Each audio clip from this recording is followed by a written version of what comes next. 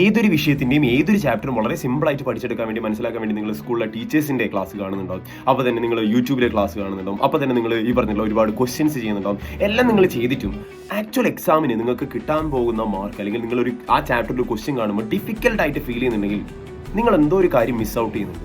ആ miss out ചെയ്യുന്ന കാര്യം എത്രയേ ഉള്ളൂ, നിങ്ങളെ കണ്ണിൻ്റെ മുന്നിൽ കൂടെ ആ ഒരു ചാപ്റ്റർ ഒരു മിനിമം 4-5 തവണയെങ്കിലും പോയിട്ടുണ്ടായിരിക്കണം. എങ്കിൽ മാത്രമേ ആ ഒരു ചാപ്റ്റർ നിങ്ങൾ തലയിൽ കയറുള്ളൂ. ഇൻ കേസ് അതിന് നമ്മൾ വിളിക്കുന്ന പേരാണ് സിമ്പിൾ ടേംസിൽ റിവിഷൻ എന്ന് പറഞ്ഞ സാധനം. അപ്പോൾ ഇത് ഞാൻ പറഞ്ഞതല്ല, ആക്റ്റീവ് റീകോൾ എന്ന് പറഞ്ഞ സാധനം. നിങ്ങളിപ്പോൾ ഒരു ദിവസം ഒരു ചാപ്റ്റർ പഠിച്ചു, ആ ചാപ്റ്റർ മിനിമം ഒരു 3 ദിവസത്തിനുള്ളിൽ ഒന്നും കൂടെ നിങ്ങൾ റിവിഷൻ നടത്തിയില്ലെങ്കിൽ, നിങ്ങൾ അതൊന്നും കൂടെ കണ്ണിന് മുന്നിൽ കൂടെ ആ ചാപ്റ്ററിൻ്റെ കാര്യങ്ങൾ പോയിട്ടില്ലെങ്കിൽ നിങ്ങൾക്ക് കാര്യങ്ങൾ വ്യക്തമായിട്ട് മനസ്സിലാവില്ല. നിങ്ങൾക്ക് ആക്ച്വലായിട്ട് എക്സാമിന് അങ്ങനെ ഒരു ക്വസ്റ്റ്യൻ വന്നു കഴിഞ്ഞാൽ ഡിഫിക്കൽട്ടായിട്ട് ഫീൽ ചെയ്യുന്നതിന് കാരണം ഇതാണ്. അപ്പം നിങ്ങൾ റിവിഷൻ എന്ന് പറയുന്ന സാധനം ഇമ്പോർട്ടൻ്റ് ആയിട്ട് മുന്നോട്ട് കൊണ്ടുപോകാം.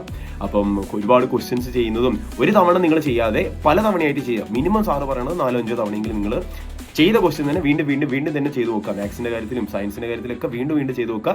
സോഷ്യലിൻ്റെ കാര്യത്തിലേക്ക് നിങ്ങൾ വായിച്ചു നോക്കണം. മിനിമം നിങ്ങൾ 4-5 തവണയെങ്കിലും വായിച്ചു നോക്കാൻ ശ്രമിക്കുക. അപ്പോൾ അങ്ങനെയാണെങ്കിൽ മാത്രമേ നിങ്ങൾക്ക് എക്സാംസിന് നല്ല മാർക്ക് കിട്ടുള്ളൂ. ഈ വരുന്ന ക്വസ്റ്റ്യൻസ് ഡിഫിക്കൽട്ടി ലെവലിൽ കുറഞ്ഞിട്ട് നിങ്ങൾക്ക് നിങ്ങളുടെ കണ്ണിൻ്റെ മുന്നിൽ അത് വരുള്ളൂ. ഓക്കെ, അല്ലെങ്കിൽ ഏത് ക്വസ്റ്റ്യനും നിങ്ങളുടെ മുന്നിൽ ഡിഫിക്കൽട്ടി ലെവൽ തന്നെയാണ്. അപ്പോൾ അതൊന്ന് ശ്രമിച്ചു നോക്കുക. അങ്ങനെ ഒന്ന് ചെയ്യാൻ ഇനി തൊട്ട് ശ്രമിച്ചു നോക്കുക. ഇനി വരാൻ പോകുന്ന എക്സാമിന് നല്ല മാർക്ക് മേടിക്കാൻ നോക്കുക. ബൈ.